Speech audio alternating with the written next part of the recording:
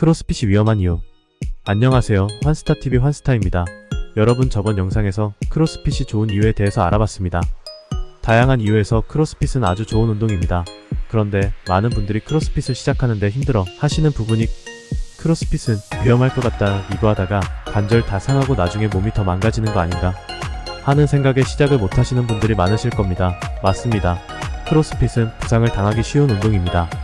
오늘은 왜 부상을 당하는지, 어떻게 예방하는지에 대해서 알려드리겠습니다.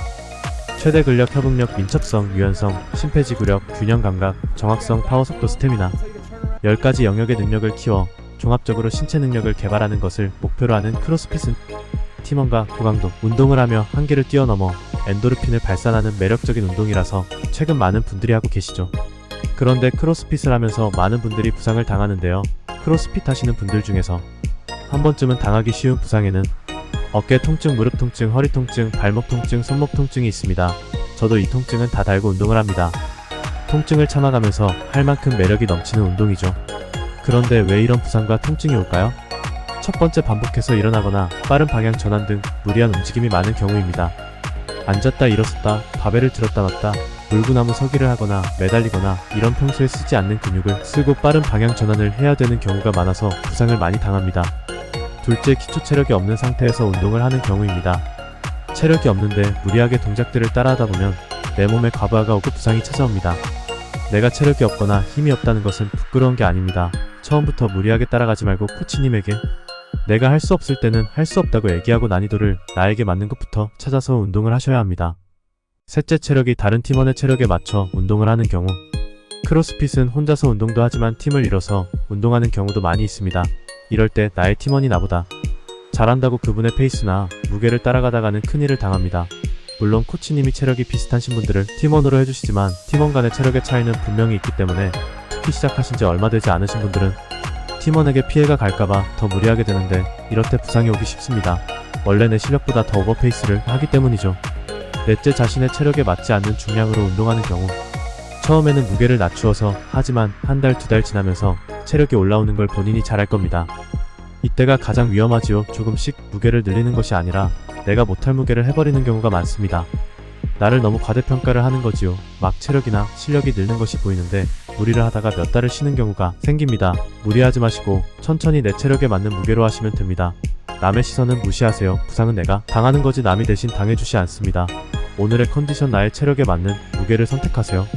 크로스핏은 고강도 전신 운동이 많아서 무릎 부상을 당할 확률이 많이 높은데요.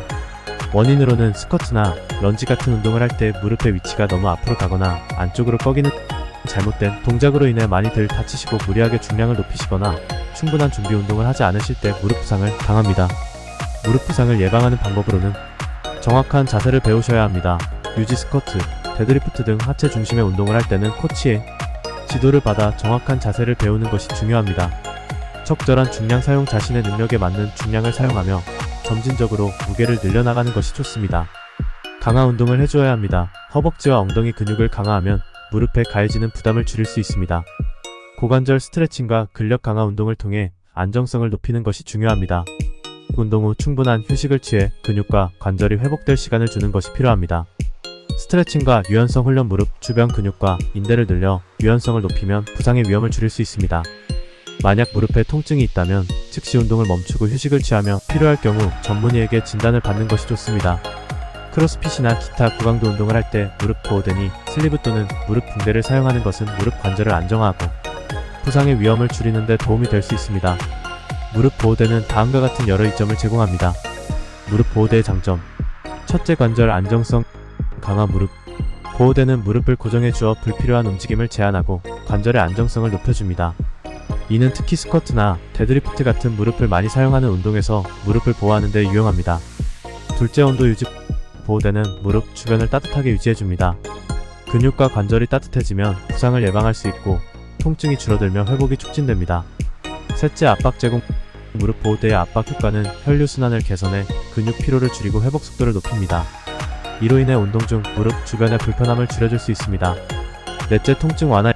이미 경미한 무릎 부상이 있거나 무릎 관절에 불편함이 있는 경우 보호대가 압박을 가해 통증을 줄여주고 심리적인 안정감을 줍니다. 붕대를 사용하는 것은 무릎 관절을 안정화하고 부상의 위험을 줄이는 데 도움이 될 수 있습니다. 무릎 보호대는 다음과 같은 여러 이점을 제공합니다. 무릎 보호대의 장점. 첫째, 관절 안정성 강화. 무릎 보호대는 무릎을 고정해 주어 불필요한 움직임을 제한하고 관절의 안정성을 높여줍니다. 이는 특히 스쿼트나 데드리프트 같은 무릎을 많이 사용하는 운동에서 무릎을 보호하는 데 유용합니다. 둘째, 온도 유지. 보호대는 무릎 주변을 따뜻하게 유지해줍니다. 근육과 관절이 따뜻해지면 부상을 예방할 수 있고 통증이 줄어들며 회복이 촉진됩니다. 셋째, 압박 제공. 무릎 보호대의 압박 효과는 혈류순환을 개선해 근육 피로를 줄이고 회복 속도를 높입니다. 이로 인해 운동 중 무릎 주변의 불편함을 줄여줄 수 있습니다. 넷째, 통증 완화. 이미 경미한 무릎 부상이 있거나 무릎 관절에 불편함이 있는 경우 보호대가 압박을 가해 통증을 줄여주고 심리적인 안정감을 줍니다. 어떤 무릎 보호대를 사야 될지 고민되시는 분들은 제가 고정 댓글에 링크 남겨드릴 테니까 꼭 필요한 무릎 보호대 찾으시고 무릎 부상을 방지하세요. 오늘도 내용이 좋았다면 구독, 좋아요, 알람 설정 부탁드립니다. 감사합니다. 오늘도 즐거운 하루 되세요.